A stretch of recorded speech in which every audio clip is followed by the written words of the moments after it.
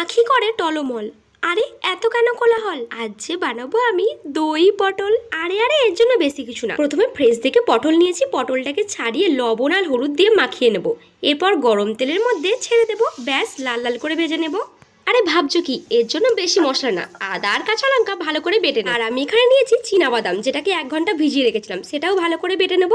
অন্যদিকে পটলটাও ভাজা হয়ে গেছে। এবার ওই তেলের মধ্যে গোটা গরম মশলা, জিরে আর তেজপাতা ফোড়ন দিয়ে দেবো বেটে রাখা আদা আর কাঁচা লঙ্কার পেস্ট। চলো অন্যদিকে একটা মশলা বানানো যাক। এখানে জিরে গুঁড়ো, হলুদ গুঁড়ো, লঙ্কা গুঁড়ির মধ্যে দিয়ে দেবো সামান্য পরিমাণ জল। এইভাবে কিন্তু তেলের মধ্যে মশলাটা দিলে কিন্তু এর টেস্ট আরো বেড়ে যায়। 1 মিনিট নাড়াচাড়ার পর দিয়ে দেবো বেটে রাখা চীনাবাদাম। এরপর পটলটাকে অ্যাড করে নেবো। এরপর দেবো দই। দইটা দেওয়ার আগে কিন্তু আমি এর মধ্যে দিয়েছি সামান্য পরিমাণ চিনি, লবণ আর জায়ফলের গুঁড়ো।